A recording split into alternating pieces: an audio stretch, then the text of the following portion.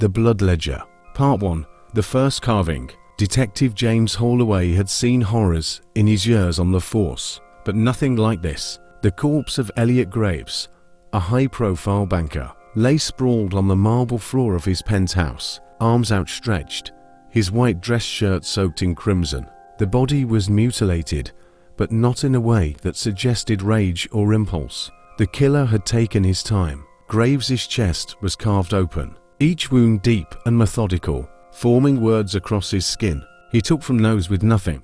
Holloway crouched beside the body, staring at the words carved into flesh. The letters were precise, clean, almost artistic. This wasn't an act of blind vengeance. It was a message. The crime scene. Dr. Lillian Carter, the coroner, adjusted her gloves as she examined the body. He was alive when it happened. Holloway's stomach twisted. They cut the words into him while he was still breathing.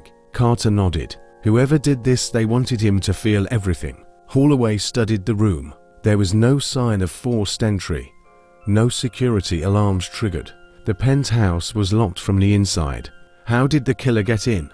A crime scene tech called out. "Detective, you need to see this." Holloway followed him to the desk, where a single sheet of parchment sat neatly placed. The ink was dark, the handwriting old-fashioned. Karma. It read, "Debts must be settled. The ledger must be balanced. This is the first." Holloway exhaled slowly. This wasn't just a murder. It was a reckoning. The missing pieces. Something else nagged at him. Was anything taken? The tech hesitated. Not exactly, but his fingers are missing. Holloway turned sharply.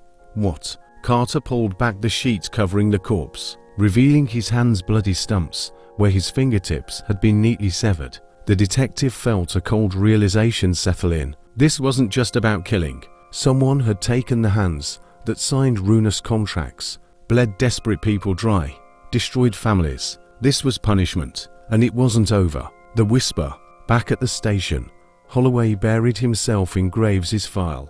The banker had been ruthless, forcing thousands into homelessness with predatory loans and evictions. If someone wanted revenge, the list of suspects could fill a phone book. Yet, something felt off. The calculated nature of the wounds, the message in blood, the eerily formal note left behind. This wasn't just a vendetta, it was a ritual. And then, a chill crawled up Holloway's spine. From just beyond his office door, a voice whispered, "He only begins with the guilty."